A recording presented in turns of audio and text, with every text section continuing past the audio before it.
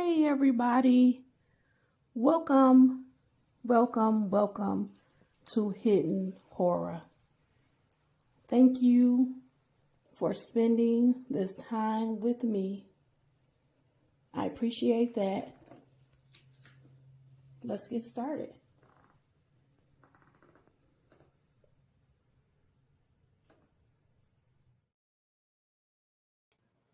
Hey everybody, how you guys doing tonight?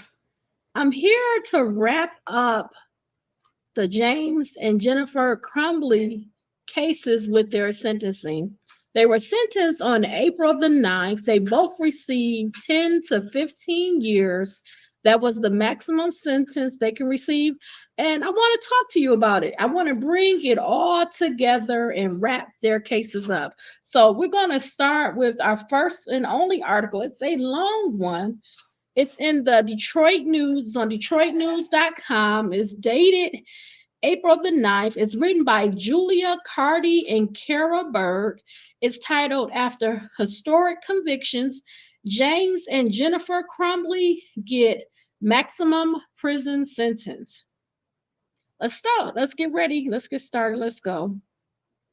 2 years after their son gunned down 4 classmates at Oxford High School, an Oakland County judge on Tuesday sentenced James and Jennifer Crumbley to 10 to 15 years in prison, rejecting the idea they were convicted for bad parenting and instead saying they missed repeated opportunities to stop the tragedy. James and Jennifer Crumbley, who showed little emotion as the sentence was read, were given the maximum sentence allowed by law. I need a napkin. By Oakland County Circuit Judge Cheryl Matthews for their gross negligence that contributed to the 2021 high school shooting carried out by their son, Ethan Crumbley. The sentence for 4 counts each of involuntary manslaughter was in line with what prosecutors had sought. Opportunity knocked over and over again and was ignored, said Matthews, who went above the guidelines of 29 to 57 months. No one answered. Parents of 3 of the 4 victims unalived in the 2021 shooting, Hannah St. Juliana, 14, Madison Baldwin, 17, Tate Meir, 16, and Justin Schilling, 17, called the sentence appropriate. Each of the 6 family members who gave victim impact statements requested Matthews give the Crumbleys the maximum a sentence allowed by law, 10 to 15 years in prison. I think it was appropriate, said Steve St. Juliana, Hannah's father. I'm very happy the judge made the statement she did and made the determination to give them the max. It's time to wake up and take responsibility. The sentences against James, 47, and Jennifer, 46, marked the end of historic criminal proceedings, the first against the parents of a school mass shooter for involuntary manslaughter.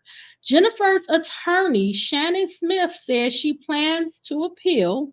James' lawyer, Mario Lehman, hasn't indicated whether she plans to appeal. During the victim statements read in court Tuesday, several parents said the Crumbleys failed not just their children, but the shooter by ignoring his deteriorating mental state and still buying him a GUN, which they failed to secure.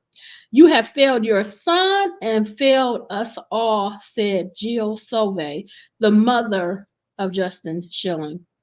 Many also called out a statement Jennifer made during her trial that she wouldn't have done anything differently before the shooting. Jennifer addressed this comment in her statement to Matthews, saying it was misunderstood and with the benefit of hindsight, she would have done things differently. The blood of our children is on your hands too, said Craig Schilling, Justin Schilling's father. Both Jennifer and James addressed Matthews, the victims' families, and the court before the sentence was handed down. Jennifer expressed her deepest sorrow for the victims' families, acknowledging their pain and anguish. I will be in my own internal prison for the rest of my life, she said. Still, Jennifer Crumbley maintained she and James were good parents, loved their son, and what happened to them could have happened to any parent. She said she learned to never think this could not happen to you.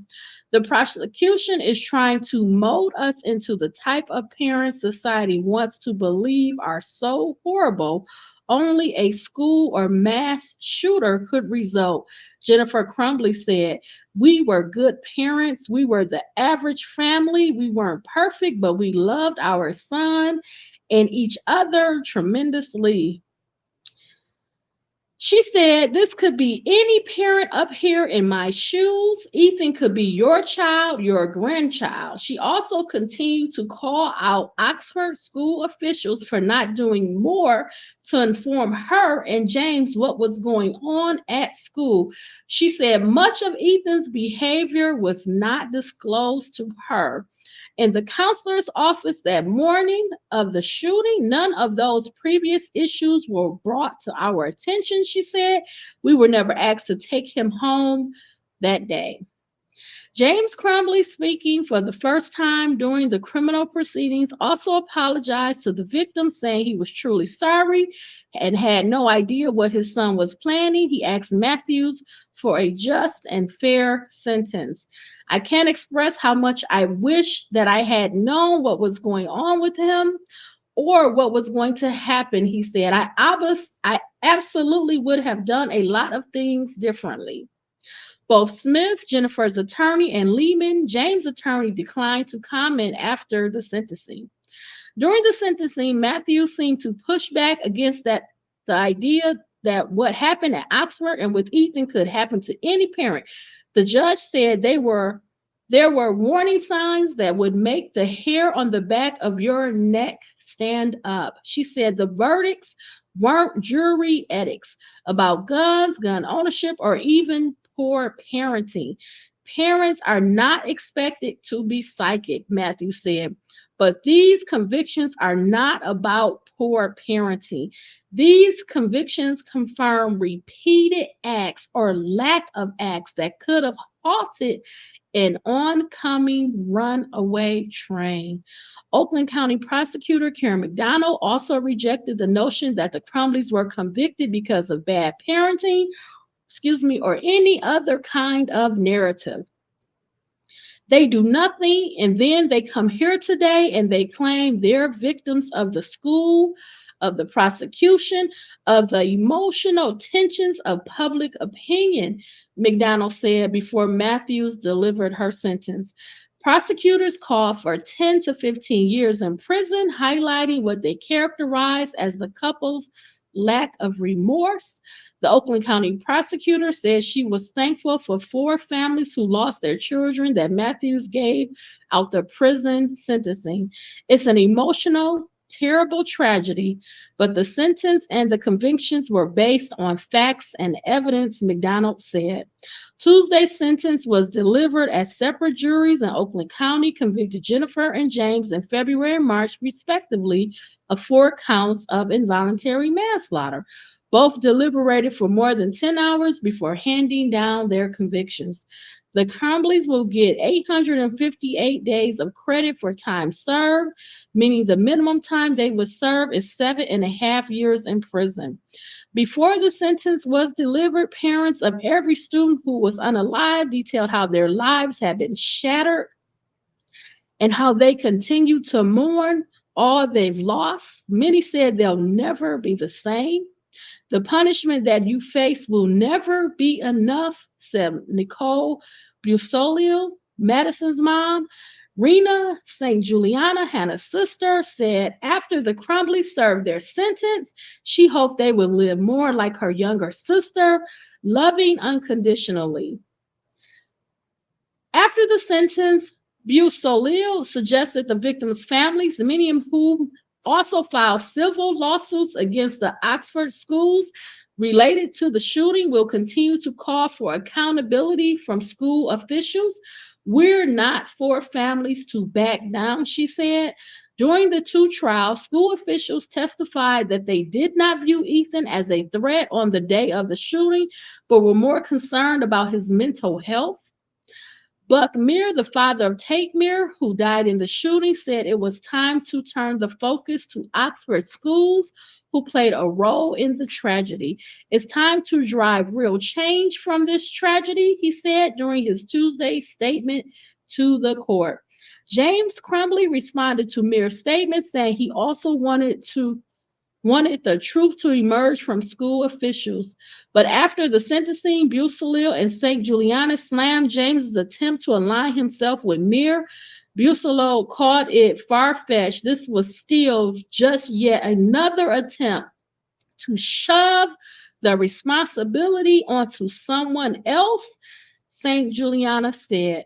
Before Matthews delivered her sentence, attorneys for Jennifer and James raised concerns about a proposed no contact order that will prohibit the couple, even after being sent to prison, from having contact with each other or their son.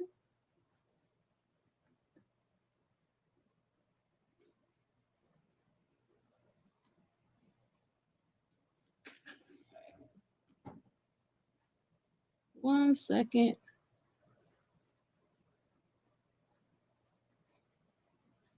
I lost the article, so one second. Pick it up on my other device.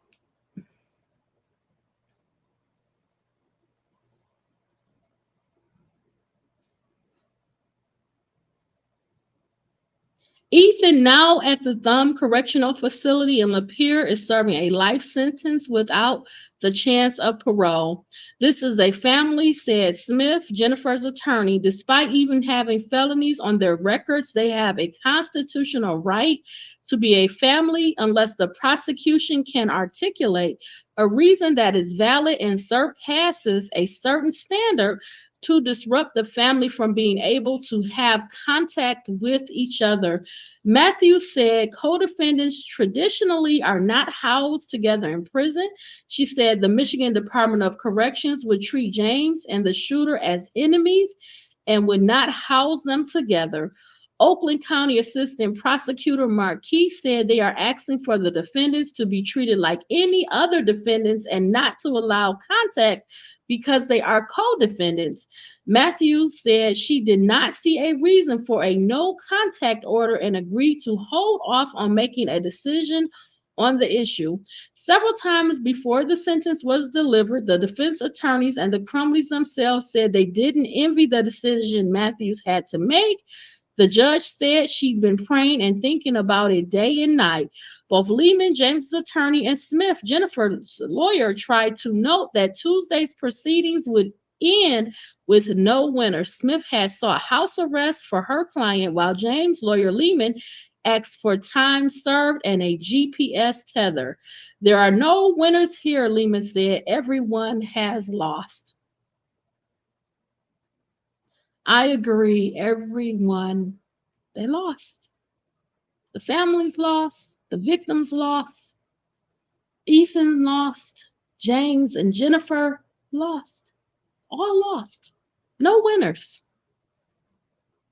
Very sad result. Very sad outcome, right?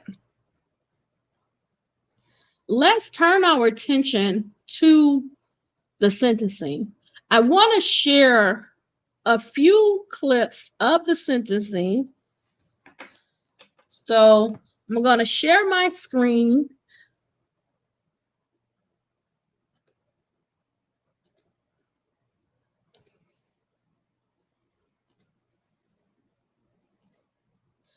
This video is provided by, I want to get it right, WXYZ TV Detroit Channel 7. Okay. So I'm going to pick some excerpts. The first one I'm picking is Justin this is Justin Schilling's mom. We've heard her victim impact statement before in Ethan Crumbley's case. She changed it a little bit. So let's hear from her. We'll hear from her first. And then right after her, Madison Baldwin's mom, she's going to be right after Justin Schilling's mom. I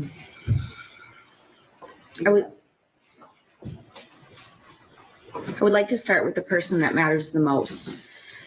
Madison, she was a kind soul. She always had a smile on her face. She lit up the room when she walked in. Her laugh I could listen to all day. It was infectious. Her big sister skills were undeniable, and she took that role very seriously. Madison was smart, funny, loving, passionate, determined, and genuine. Her expectations were high, and at times we needed to let her fall. She needed to be reminded that not everything is perfect, even if she wanted it to be. Madison had an influence that most never achieved. Sometimes I would listen to a poem she wrote or watched her create art with no tracing, just pure talent. She would talk about college and what majors she would like to do and what would be most helpful to society. The passion that she had for everything and everyone was remarkable. I would catch myself watching her and thinking to myself, how lucky am I? I'm the one that gets to be her mom. What did I do to deserve a perfect person? She will be the best thing to ever happen to me at such a young age myself. I grew up because of her. We grew together. I learned from her. I mattered because of her. From the moment she was born, I promised myself that I would be there no matter what. Through the falls, heartbreak, letdowns, and struggles, I would be there. I would listen, learn, and love every moment. I wouldn't miss a thing. I would always protect her. On November 30th, 2021, exactly 17 years, 6 months, and 13 days made me break my first promise, and it will hurt for eternity. As her mom, I didn't protect her. First, I'd like to say thank you to the prosecution team. I say thank you to you all. Saying thank you really doesn't seem enough anymore. The countless hours you've worked, time away from your family, and always taking our feelings into consideration. Karen and Mark, the work you've put into getting all the facts, speaking to us like we matter, and never wavering from your goal. It speaks volumes of the people you are, and I'm proud to call you a part of Madison's voice. Advocates and Jen, I'm not sure where to start. You've all seen me hit points in this tragedy that some days I wasn't sure who I was. One minute I'm laughing, next I'm crying, and sometimes I'm just silent. Either way, one thing stayed consistent. You always listened. Jen, you're not just a friend, you are family. My mind keeps going back to something during the trials. Something that is almost on repeat, like a broken record. It's something as a mother I can't understand, and honestly, I don't think any mother would understand. It was when Jennifer said, I wouldn't do anything different. I'm putting a little emphasis on different, as I know life throws us things that are out of our control. But life takes turns and eventually puts them back in our control. Like giving you a hint when something needs to change. I want to compare a few things to see through my perspective. As I know things are different about the events and how we see them from the events on November 30th. While your son was hearing voices and asking for help, I was helping Madison pick out her senior classes. while you were purchasing a gun for your son and leaving it unlocked. I was helping her finish her college essays while you dropped him off at school, upset that he was failing class. I texted Madison, drive safe, it's slick outside, have a good day. When you got a call to me at the school about your son and how it interfered with your day, I was rearranging my schedule so I could take Madison to get her oil changed for the first time.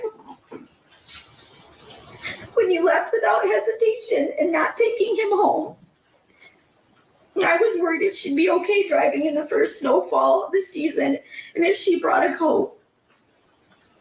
When you walked out of the office with a steady pace after hearing an active shooter, I ran from my home and started driving, trying not to break the law. When you were on the phone for 10 minutes with each other trying to figure out where the gun was, I was on the phone with her father and family trying to figure out where she was. When you left the Myers without knowing where your son was, I was desperately trying to get there as soon as possible. When you knew the gun was missing, you called the police, knowing it was your son who took it.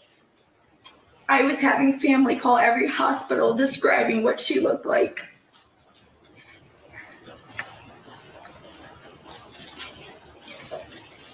When you texted, Ethan, don't do it, I was texting Madison, I love you, please call Mom. When you found out about the lives your son took that day, I was still waiting for my daughter in a parking lot. When you questioned the reasoning on why you would do this, I was questioning if I was doing enough to find her. When you got a chance to speak with your son, seeing him alive and showing no support, I was watching families reunite with their children, waiting for my moment. When you asked him why, I was waiting for the answer onto why the last bus never came. When the police showed up at your house, you didn't understand why they were there. And I was asking police if they checked every possible location and if I could go search too. When you texted about not losing your job and you needed a lawyer, I was still calling my daughter because she came first in all parts of my life. When you could leave your house, I was still a prisoner in Myers. When you worried about what people thought of you and feeling threatened, I was learning your son threatened my daughter and fatally shot her in the head. When you drove to get your burner phones for communication, I was laying on the floor in Myers for hours crying because I forgot how to speak. When you checked into your first hotel, I was telling Madison's 11-year-old sister she was gone. When you cared more about yourself and getting alcohol and supplies, I was identifying my daughter in a medical office, wishing I could take her place. While you were hiding, I was planning her funeral. And while you were running away from your son and your responsibilities, I was forced to do the worst possible thing a parent could do. I was forced to say goodbye to my Madison. We all see things different. Some prioritize and some don't. Accountability can only be given if you actually try it in the first place. As a parent, we all make mistakes. This is a normal way of life. Usually when mistakes happen, we learn from them. We try to fix it or talk it over. But continuing to make the same mistake over and over again is no longer a mistake, it's a choice. That becomes a decision. Those decisions that you made ultimately took my daughter's life. Because you decided that you didn't want to parent and listen to your son. You took the right away for me to be a mother. You do not get to decide that. You do not get those privileges. You are not above anyone. I love being a mom. It's the one thing that I'm truly great at. You cared more about your well-being than the one life that you should put above anyone, your child. And because of that, you both took 4 beautiful children away from this world. Being a parent is the part of life that you should hold to the highest level. It's an honor to be a mother or a father. Even when you think you have done your best, you continue to do more. Unfortunately, you never made it to level 1. You say you wouldn't do anything different. Well, that really says on what type of parents you are, because there's a lot of things I would do different. But the one thing I would have wanted to be different was to take that bullet that day so she could continue to live the life she deserved. You show no remorse, no respect or compassion for our family. The same traits that you've bestowed upon your son, the traits that have torn my family into pieces. The lack of compassion that you have shown is outright disgusting. Not only did your son kill my daughter, but you both did as well. The words involuntary should not be a part of your offense. Everything you did that day, months prior, and days after were voluntary acts of your son to commit a murder. Not just one, but multiple. Shaking your head during a verdict is the utmost disrespectful thing I have ever witnessed. At that moment, you felt your life is more valuable than my daughter's. I will say that will never be true. You created a life that you took for granted. Decided that parenting wasn't a priority. Putting your child first should be the only priority. You didn't, and because of that, I've lost my daughter. I had to get answers after her death. Watching the video, hearing testimony on how your son executed my daughter, watching him put the gun to her head as she covered her head and pulled the trigger. Seeing pictures of her laying in her own pool of blood, knowing her body sat there for hours, that rigor mortis had already started to set in. So that when I identified her, her body was in a state I couldn't imagine. Hearing her sister scream over and over again night after night, watching her family and her friends fall apart. You created all of this. You created your son's life, which then allowed this to be his path, which should be yours as well. You don't get to look away. You don't get to cry. I didn't get that choice. You failed as parents.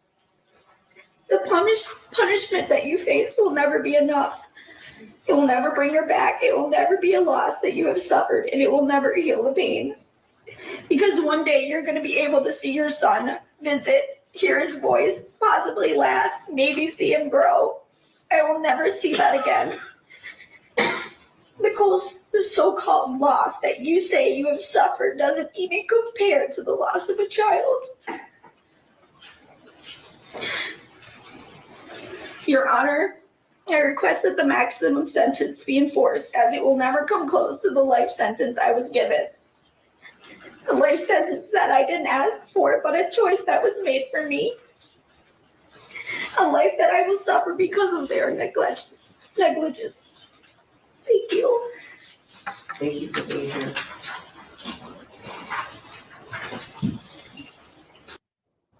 Man, this is brutal.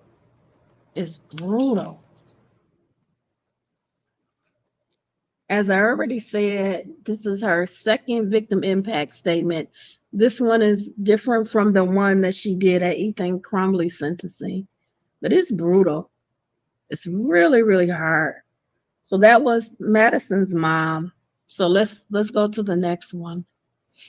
We're gonna hear 3 more, and then we'll hear James and Jennifer Crumbley's statements, and then the judge's sentencing.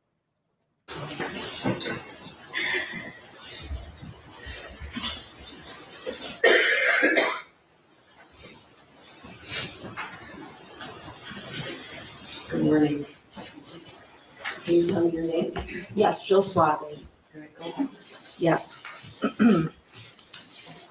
Thank you, Honorable Judge Cheryl Matthews, for your time on this case. I know it hasn't been easy on both. Thank you also to Karen McDonald and the entire prosecution team. We appreciate your efforts. Your Honor, my trauma and devastation is hard to put to words, but I have done so in my letter to you. I would also like to mention Justin's brothers, Nathan and Clay. They are now forced to live a life without their beloved middle brother, Justin. My son Justin was the least deserving of his fate. He was the best son that any mother could pray for. Justin was brave, spending his final moments protecting a fellow student. He was hardworking, a lettered athlete, a top honor student. He was kind and inclusive to all. He was full of love and joy. His future was so very bright and full of possibilities. His passing has touched so many family members, friends, students, and the community in general.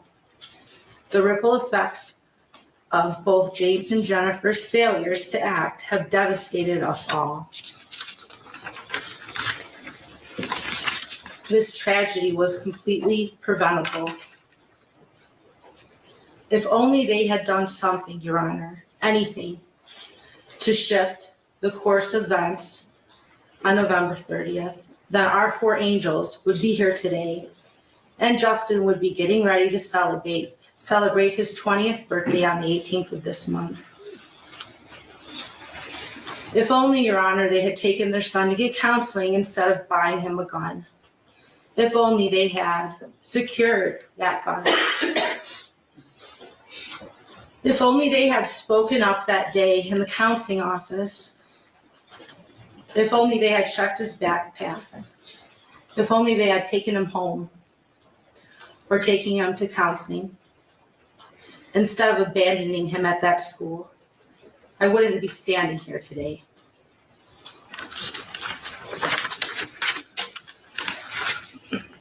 Your Honor, I don't know what's in their hearts. I'm not a mind reader, but I only know the facts of this case. And the facts of this case, both cases, have been deeply disturbing. What I would like to share with the shooter's parents is an example of what love looks like between a mother and her son.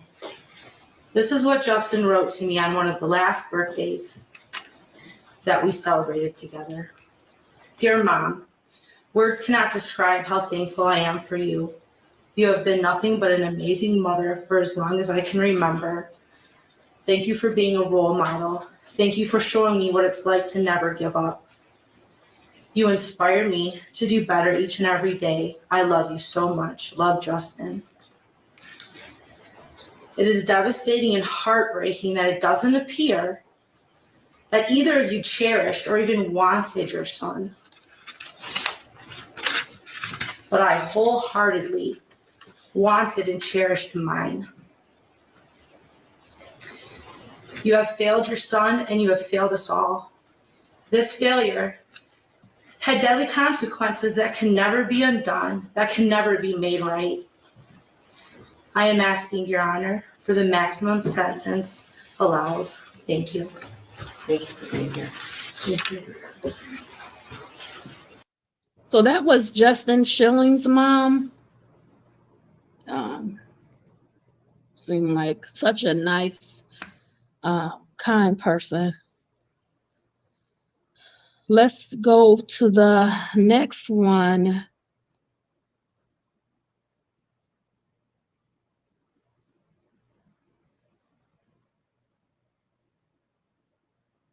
About right there. Pardon.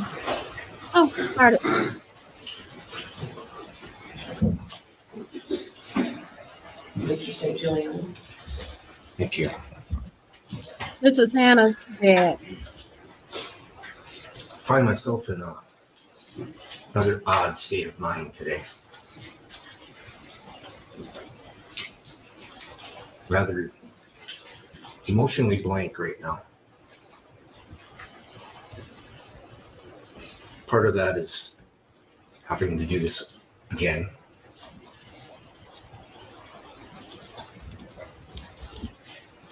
Part of that is I'm mostly a private person, and the idea of having to pour my heart out again is irritating. And I can't match the eloquent words that have come before me in the previous impact statements. So I'll limit my words today. The defendants, through their choices, through their indifference and gross negligence, enabled their son to murder my daughter, Hannah, and 3 other children. They chose to stay quiet. They chose to ignore the warning signs. And now, as we've heard through all of the objections, they continue to choose to blame everyone but themselves. Every single objection, I think, that the council said this morning, put the blame somewhere else, their son, not them. I stood before the court several months ago and spoke about the impact that Hannah's murder had on myself and my family. Nothing has changed since then. It's impossible for me to truly convey the complete impact of my daughter's loss. Hannah's murder has destroyed a large portion of my very soul. I've said these words before. It's still the truth. I remain a shell of the person that I used to be. I think of her and miss her constantly. Every day is a battle to attempt to move forward, struggle to get out of bed, to go through the motions of everyday life. Simple everyday sights and actions bring pain, as I think what it should have been like with Hannah there with us. I think of all the good times that we've shared together as a family, and more on all of the memories that will never be. I will never think back fondly on her high school and college graduations. I will never walk her down the aisle as she begins the journey of starting her own family. I am forever denied the chance to hold her or her future children in my arms.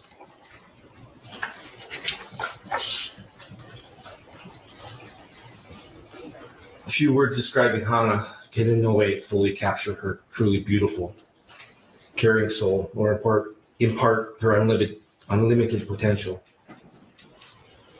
Hannah was absolutely beautiful and thoughtful person. She was always the first person to notice when someone had a problem and the first to go out of her way to offer help. She was incredibly curious and talented. She continually tried new things. She crafted homemade jewelry, tried cooking her own recipes, and played several sports. She was a record holder in track and a leader of her school volleyball and basketball teams. She also hoped to join her older sister on the lacrosse team in the spring. She had aspirations of a career dedicated to helping people. All of this is lost because of the defendant's actions and choices. My position regarding the defendant's sentencing and their future has evolved through their trials. At first, I was focused on the importance of getting a guilty verdict, to have the message conveyed to the public that this type of behavior and choices are not acceptable. I didn't have strong feelings about their sentencing. It was just something that would be determined by the system. My view, however, has changed as the defendant's level of defiance has grown. Instead of acknowledging any mistakes, they continue to show no remorse. They take no accountability. They and their lawyers continue to try to change the narrative and portray the defendants as victims of the prosecution team. They blame everyone but themselves and make threats of retribution. The facts have already been presented. The jury has found them guilty. Multiple juries have found them guilty. Hannah, Madison, Kate, and Justin are the ones who have lost everything, not the defendants. As such, I ask this court to sentence the defendants to the maximum allowable penalty of 10 to 15 years in prison. Thank you. Thank you, Mr. Secretary. Thank you for being here. Okay, so that was Hannah St. Juliana's dad. I'm going to go now to Jennifer Crumbley's statement.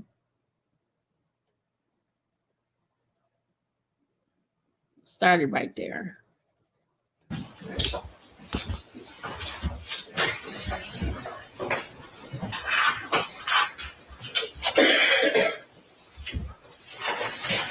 Ms. Smith, what would you like to say when we have the time? Your Honor, my client would also like to make a statement. Would you like me to? Of course. Okay, Of course. You may both allocate. thank you. I didn't know what you wanted to. Either way first. It's up to you.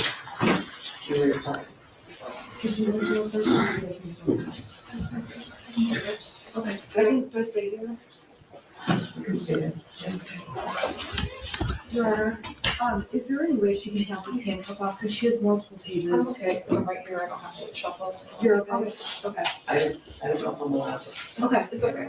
She said she's okay. Go ahead, Ms. Crumbley. I sit here today to express my deepest sorrow for the families of Hannah, Tate, Madison, Justin, and to all those affected on November 30th, 2021. The driving weight this has taken on my heart and soul cannot be expressed into words. Just as I know there's nothing I can say that's going to ease the pain and suffering of the victims and their families. There's a quote I heard that rang true. Grief. For those of you who understand, no explanation is needed. And for those of us who do not, no description is possible.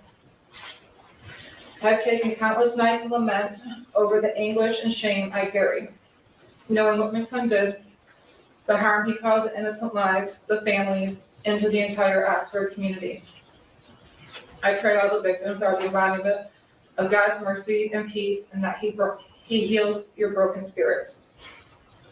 When I was on the stand, I was asked if I would have done anything different. I was horrified to learn my answer I would not have was completely misunderstood. That answer is true because my son did seem so normal. I didn't have a reason to do anything different. This was not something I foresaw. That was the intention of my answer and how I interpreted the question. With the benefit of hindsight and the information I have now, my answer would be drastically different. If I even thought my son would be capable of crimes like these, things would have absolutely been different. Even worse, when I learned during the police investigation that he had been planning a school shooting before November 30th. He was not the son I woke up. He was not the son I knew when I woke up on November 30th. The Ethan I knew was a good, quiet kid. He loved his pets, family vacations. My husband and I used to say we had the perfect kid. I truly believed that, and that's who I saw and thought I knew. As the details started emerging during discovery, I was horrified to learn concerning behaviors my son was reported doing at school. Refusing to take a makeup test, he told us he took. Sleeping in class. Drawing pictures of guns on his assignments. Writing, quote, "My family is a mistake." Watching a video in class of a mass shooting. I'm sorry, I just want to interject right quick. Ethan wasn't sleeping at night. He was staying up very late. He had insomnia. So him going to school in the morning with very little sleep and rest, he was falling asleep in class. That was not something that was shocking or surprising because he wasn't sleeping at night. Now, the fact again that she's not aware, she doesn't know what her son is doing, his habits, him staying up late at night. It goes again to um, the negligence, the neglect. She wasn't aware of what he was doing. Some of that time she probably likely was not at home. It wasn't in this instance, it wasn't a one thing, one issue. It was a compiling of things that had been a part of their normal family makeup for years, leaving him alone allegedly. The sad part is when we look at the impact, these are things that you have under control. Giving your child a proper bedtime, making sure that they're resting, that they're asleep. If they're not getting rest, finding out, what are they doing in class? Where are they at with their grades, their assignments? All of that impacts their focus. If they're able to, even listen to the teacher, let alone stay awake. She does not know what was going on in his life. James and Jennifer both, they really lacked the attention. Although they only had one child, they didn't put in the time and the care. But I'll let her continue. That fatal day, along with internal communications that took place between his teachers and counselor, Mr. Hopkins, that he is, quote, on my radar, and, quote, he seems to be having a rough time, was never disclosed to us, his parents. The school claimed this was not abnormal behavior because of the pandemic and Oxford being a, quote, gun community. To say I was curious to learn this information is an understatement. This is not normal behavior to us and very different than what Ethan led us to believe was happening at school. Not only were you left in the dark about previous concerning behavior, but in the counselor's office that morning, none of those previous issues were brought to our attention. I can't stop thinking, had they been, the conversation that morning would have been much different. That we would have taken a deep dive into what's really been going on with my son. I wonder if Hopkins and EJAC have those same regrets too. Instead, we were led to believe, not only from Hopkins and EJAC, but from Ethan as well, that this was an isolated event. We felt confident in trusting the professional's advice to let him stay in school that day. Quote, he does not pose a threat to himself or others. Listen, this is the part that really upsets me, the lack of taking accountability, taking responsibility. At some point, you made decisions. You have to stand on those decisions. You did not take your son out of school. You didn't. You made a choice. You returned to work. You left him at the school knowing you had already purchased him a GUN. With the picture alone, the blood squirting out of the back of their head, the words, blood everywhere, the thoughts don't stop. Him drawing the GUN on the paper.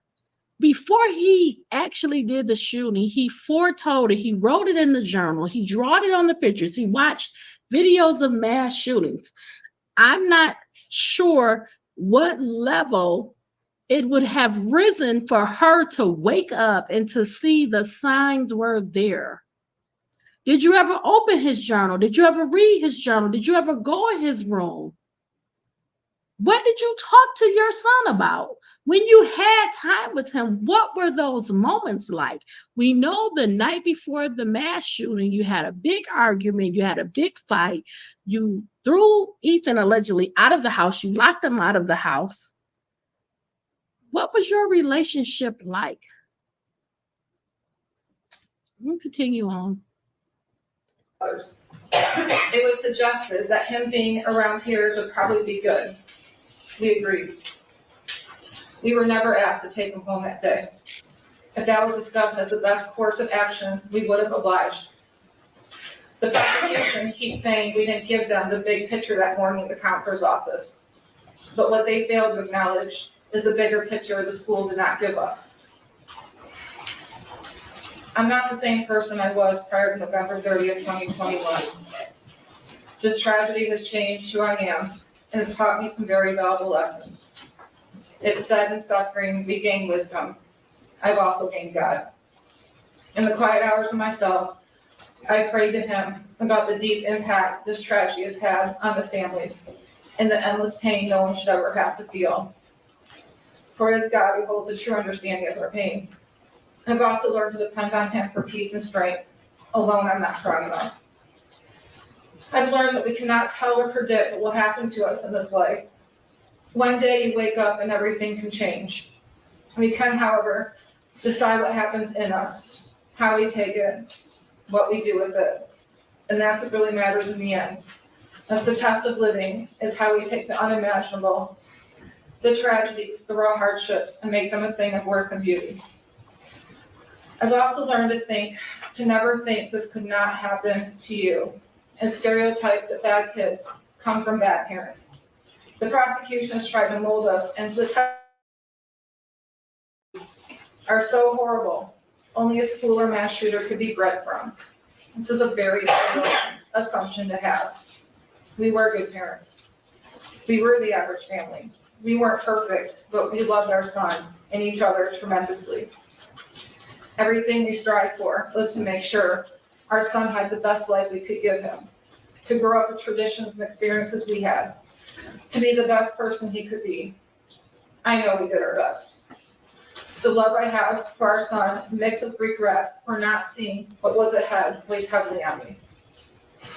My point is, this could be any parent up here in my shoes. Ethan could be your child, could be your grandchild, your niece, your nephew. I think she's trying to invoke fear that this can happen to anybody, but this is a special set of circumstances. This is a special mix of issues, problems, ignoring issues, ignoring concerns, not being involved, not being proactive, reactive. Out of all of these years, and there's been a ton of mass shootings, hundreds and hundreds of mass shootings in the United States, why your case? It's because it's severe negligence. It's not love. You don't ignore your child. You don't ignore them when they text you, when they call you, when they ask for help, when they ask for medical attention. You don't leave them at home. You don't leave them alone. And you certainly don't purchase them a GUN.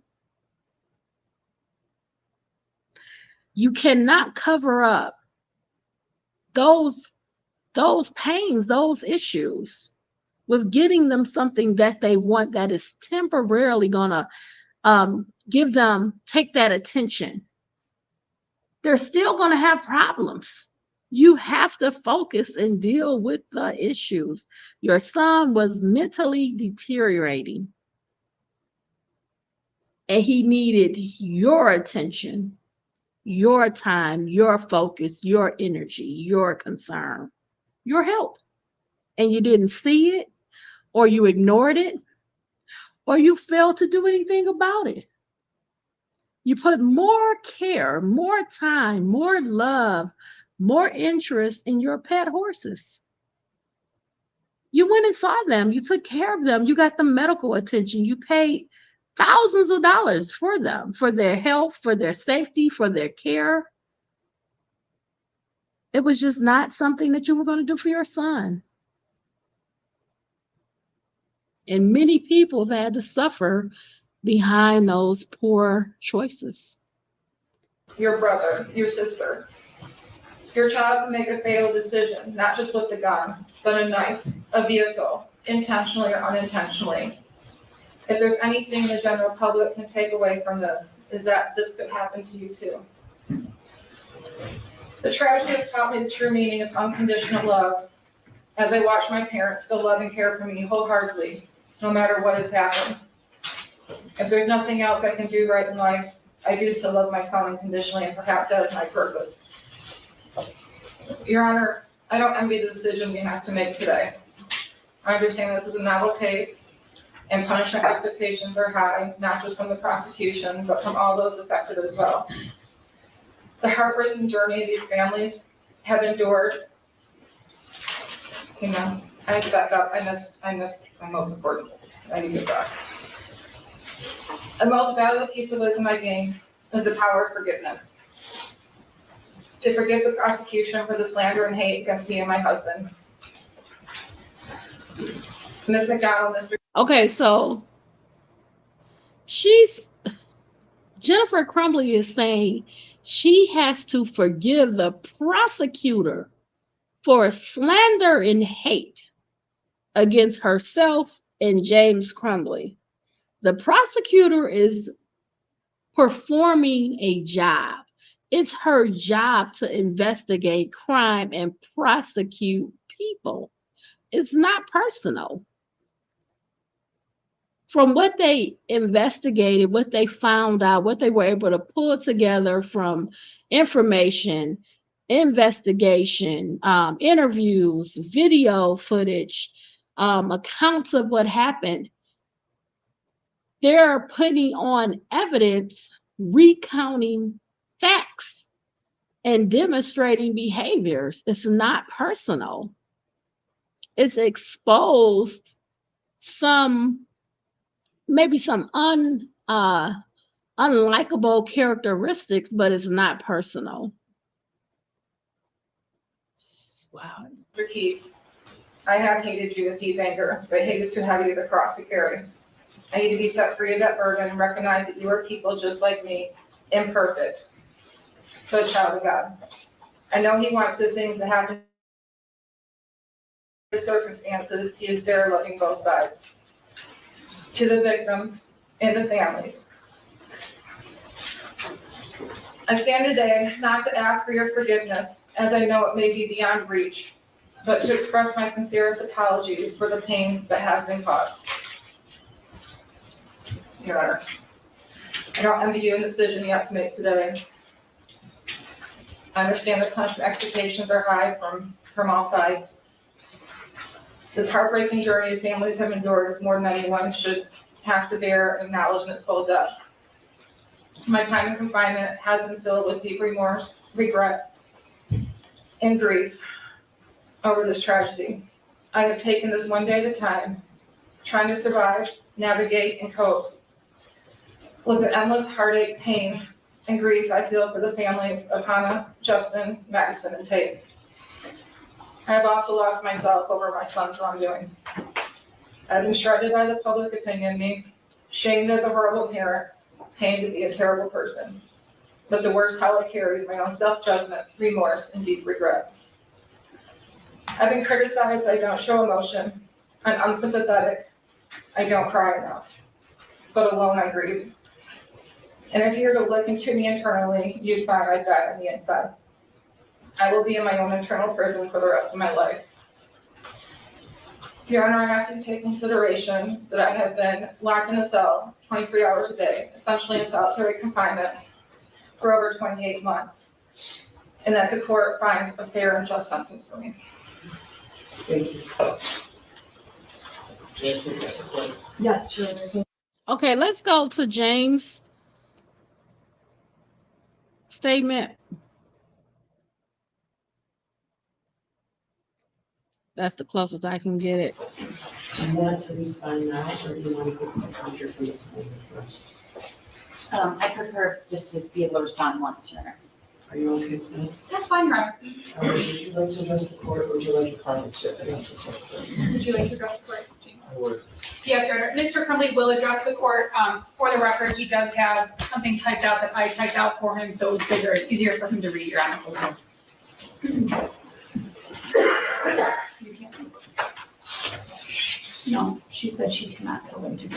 That's all. He would, Your Honor, there was some confusion about whether or not he could get his second handcuff off. I was just clarifying, the court said she cannot tell the I sheriff's like office. this, does he have to keep on hand on? Yes. I was just clarifying, Your Honor, thank you.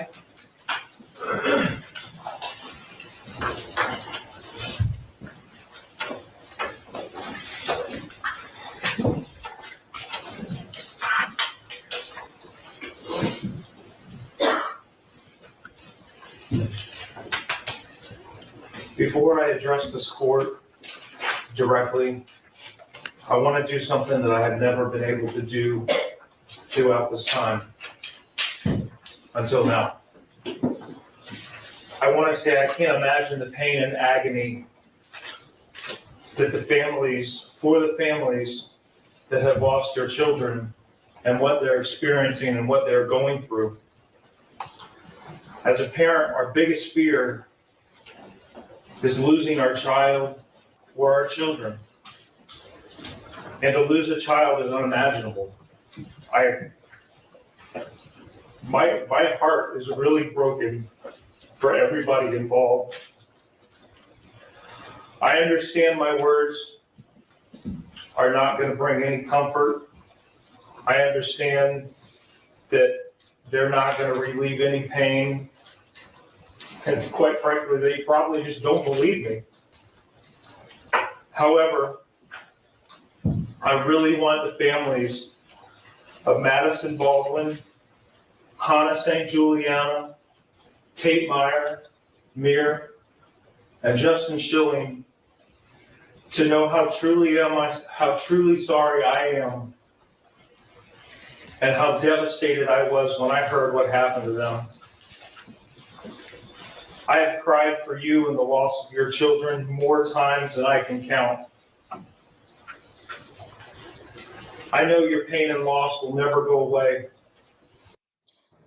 Okay, for some reason, this touches me every time when I see this side of James Crumbley. I believe him.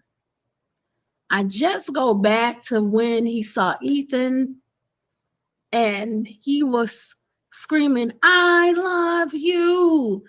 I love you." I believe James Crumbley when he's saying this. Although I do still agree with the verdict,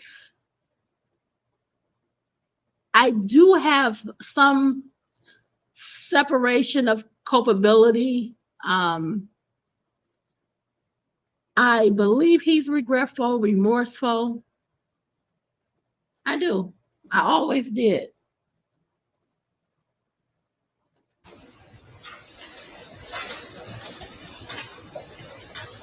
Part of you will be missing forever. But please know that I am truly very sorry. I am sorry for your loss as a result of what my son did. I cannot express how much I wish that I had known what was going on with him or what was going to happen. Because I absolutely would have done a lot of things differently. Now, if he could just end it there, stop it there, don't say anything else. You're good there. No more talk.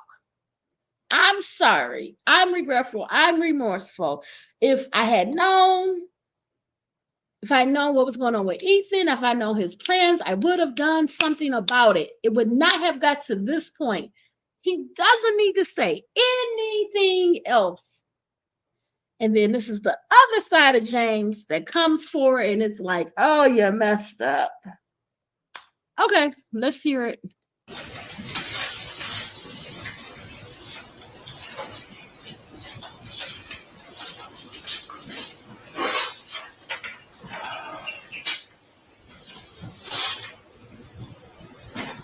Again, my heart pours out to every single one of you.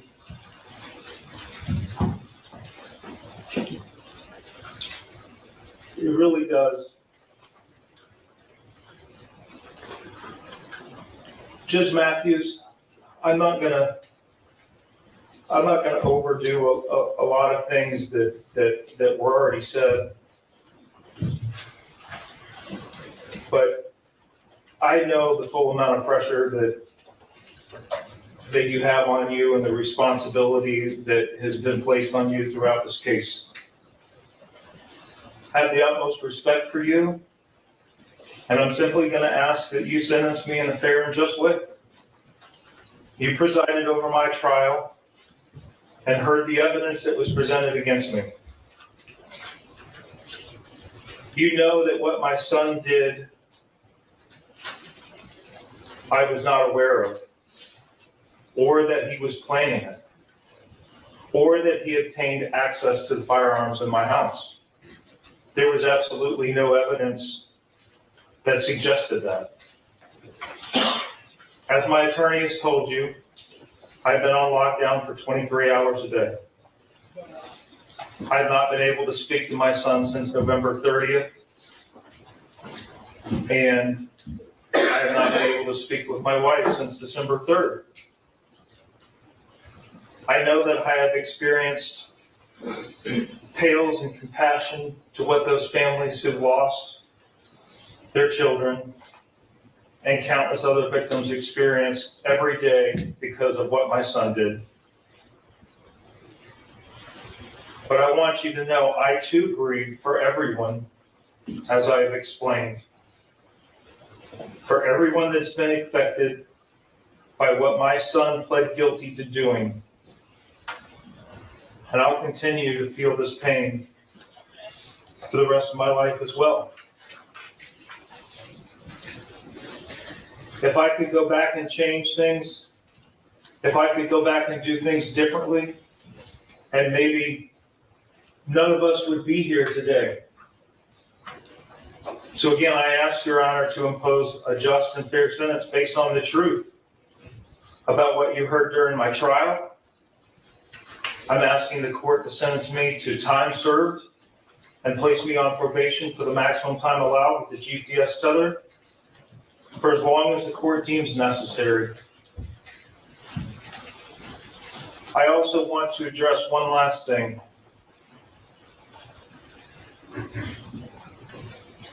And that's to what Tate Mears' dad said. It is time that we all know the truth.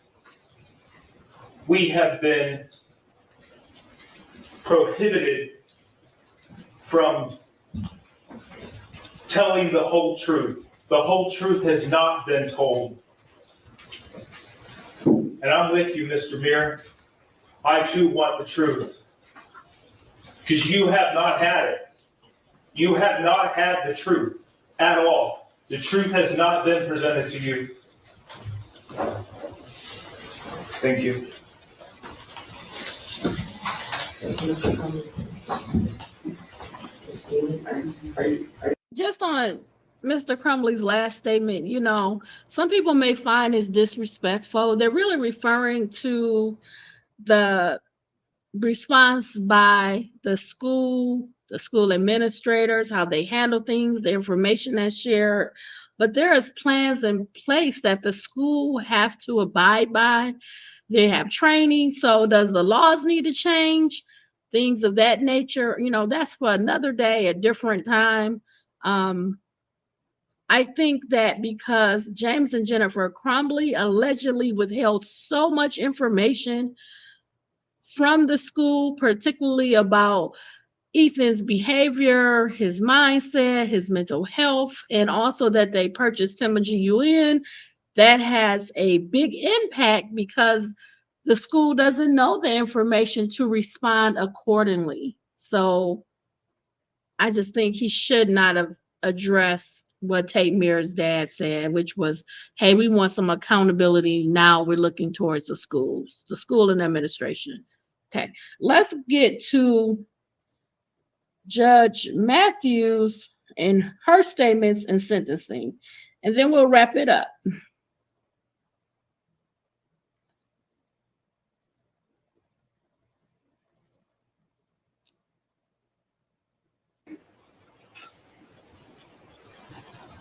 Because they will never get back another moment with Tate or Hannah or Justin or Madison. And this is what it looks like. Thank you. Thank you. I guess I would like to say briefly to the families, considering your immeasurable grief, it's completely understandable to hate everything associated with these proceedings. I spent both trials looking out at all the family members, and I wonder to myself, I was looking straight on at Mr. St. Juliana, whether or not he'll ever smile again. And that's very difficult. I'm very aware of my job in this situation, very aware of my job. To not be swayed by public opinion, by media, by any of those different things. I can't and will not pretend to understand the pain the families are experiencing, but I did sit through these trials with you. I saw what you saw, I heard what you heard, so I can and will offer my deepest and most sincere condolences for your unfathomable losses. It's as I just said, it's not my role, it's not the role of the court system to make an example of the defendants. However, it is a goal of sentencing to act as a deterrent. These charges are not jury edicts about gun ownership or keeping the gun in a private home. All of the jurors in both trials agreed that they understood that. Parenting is a complex job. Parenting practices around the world share the goals of ensuring health and safety, preparation for life as a productive adult, and transmission of cultural values. Parents are not expected to be psychic. But these convictions are not about poor parenting. These convictions confirm repeated acts or lack of acts that could have halted an oncoming runaway train. About repeatedly ignoring things that would make a reasonable person feel the hair on the back of their neck stand up. Opportunity knocked over and over again, louder and louder, and was ignored. No one answered, and these two people should have and sure didn't. Mr. Crumbley, it's clear to this court that because of you, there was unfettered access to a gun or guns, as well as ammunition in your home. You characterized yourself as a martyr and threatened the well-being of the prosecutor. Mrs. Crumbley, you glorified the use and possession of these weapons. Your attitude toward your son and his behaviors was dispassionate and apathetic. Your response to school staff after a 12-minute meeting was, "Are we done here?" During your trial, you announced that you wouldn't do anything different. I understand that might have been misinterpreted, but it did cut the victims deep. Because of both of your actions and inaction, among many, many other things, the world is missing out on a top college university will miss out on Tate's star quality football skills. I met Raina, who's wise beyond her years, and she's told us that among many, many other things, community will be denied Hannah's kindness, creativity, and sense of humor. Among many, many other things, the world will miss is Madison's kind and loving soul and the light that reflected her beauty both inside and out. Although a hero in death because of his organ donations that helped so many, we will never know where Justin, an excellent student with vast skills and interests, described as a mentor and a leader, would have left his giant imprint. The impact statements given here and the written statements provided to the court describe the cataclysmic impact the deaths of these children have had on their children. With regard to each defendant, this court has spent night and day thinking about this case, as you can imagine. I've prayed about this case, I've thought about this case, and I've considered the possibility for rehabilitation, the need to protect society, the penalty appropriate to the conduct and goal of deterring others from similar conduct. I have reviewed the pre-sentence investigation reports. I am, of course, sadly familiar with the facts and circumstances of these cases, as well as those surrounding each defendant. The advisory sentencing guidelines in this matter do not capture the catastrophic impact of the acts or inaction in these matters. The guidelines do not take into account the complete lack of insight both defendants have for their behavior to this very day. The guidelines do not account for the severity of the circumstances in this matter. The guidelines ignore You the gonna add the survivors, guideline including behind shooting it. victims Phoebe Arthur, Elijah Mueller, Riley Franz, Kylie Osage, Jonna Shudo, Molly Darnell, and Aiden Watson. They were deeply wounded, both physically and emotionally. In addition to the 7 wounded, each of the defendants' gross negligence has caused unimaginable suffering to hundreds of others as a result of what happened that day. Each act or inaction created a ripple effect. Therefore, an out-of-guidelines sentence is appropriate and proportional. The court uses the useful tool of the legislative guidelines, which embody the principles of proportionality, while also taking into account the nature of the offense and the background of each defendant. I believe that the following sentences would be in the best interest of justice and are reasonable and proportionate to the seriousness of the matter and the circumstances surrounding each defendant. With regard to Jennifer Crumbley, it is the sentence of this court, Ms. Crumbley, that you serve 10 to 15 years with the Michigan Department of Corrections. You will have credit for 858 days. State costs are $272. There's a crime victims' rights fee of $130. You and your agents may not have any contact with the families of Madison Baldwin, Tate Meir, Hannah St. Juliana, and Justin Schilling. I will issue another ruling with regard to contact with your son, the shooter. Excuse me. As to defendant James Crumbley, it is the sentence of this court that you serve 10 to 15 years with the Michigan Department of Corrections, that you receive credit for 858 days, that you pay state costs in the matter of $272, that there is a crime victims' rights fee of $130, that you or your agents have no contact with the families of Madison Baldwin, Tate Meir, Hannah St. Juliana, and Justin Schilling. Ms. Wheeler, have I left anything out with regard to sentencing? No restitution has been requested by any of the families at this time, correct? That's correct. Thank you. I would like to advise both defendants that you are entitled to appellate review of your conviction and sentence, including with the sentence exceed. Okay. Whew.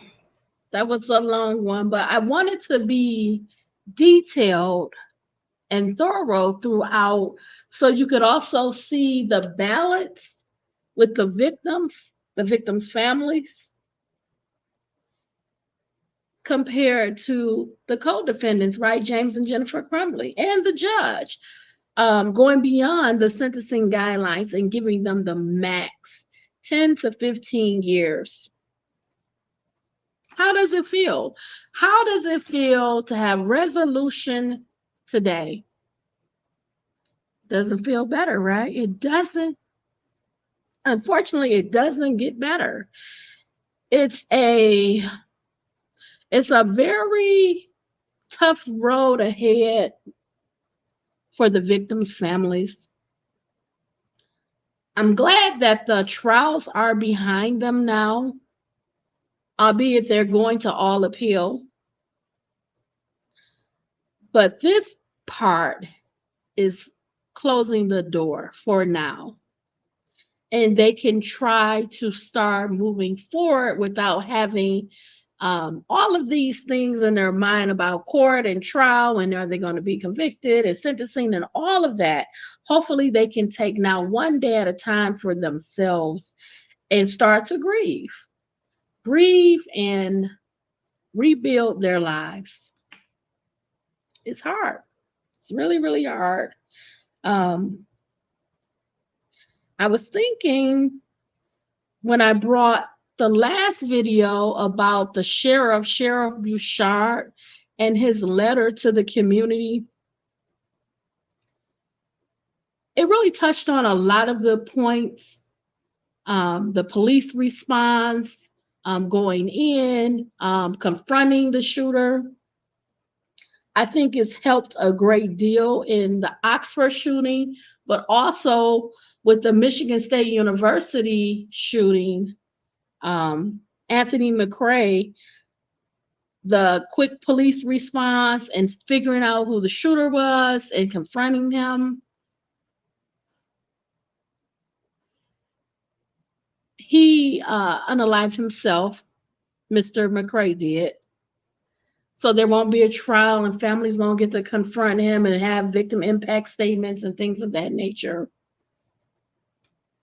But the grieving, the loss, it's not any different. I think for them, the victims in the mass shooting at MSU, they don't have this part, this stress, the trial, the conviction, the sentencing, a possible appeal. They don't have to worry about any of that. That shooter, he's not here. So they don't have to think about that part anymore, those families. It doesn't change the impact, the effect on the community, things that need to be answered, questions, the thoughts of what could you do better? What could you do different? You know, is there different protections, different safety, building safety? You know, how do you respond? Could you foresee it? Could Anthony McRae's dad foresee something like that? He was alone. He was by himself. He kept writing, why do people hate me? Why do people treat me bad? He felt alone. We have to learn behavior so we can do something about these mass shootings, possibly prevention, right? The goal is prevention. It's about taking steps, learning from mistakes, doing better, taking things out of these terrible, terrible situations and doing something different in the future. So for now, we have completed our review of Ethan Crumbley, the mass shooter, and James and Jennifer Crumbley, the parents, sentencing, being the first sentencing and conviction in the United States as the parents of the mass shooter. If there's any new details, I will continue to follow Ethan, James, and Jennifer Crumbley for any updates. I want to thank you for staying with me, hanging out with me, chilling with me on these videos, discovering with me things that we can learn, that we can take away from these mass shootings. I feel overall that it starts with mental health. We need more mental health services, mental health wellness, and we have to take it all back, take control, take it back to be the change that we need in our communities. So thank you again so much for spending this time with me. I want you to stay safe, stay smart, stay savvy. Be well, all my friends. In remembrance of the victims of the Oxford mass shooting, again, Hannah, Tate, Justin, and I'm missing one, Madison. I was missing Madison. Let's have a moment of silence for them.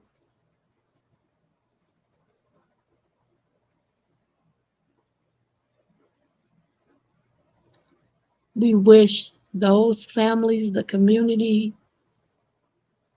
the best. We send them our love. Thank you again, everybody. Bye, everybody.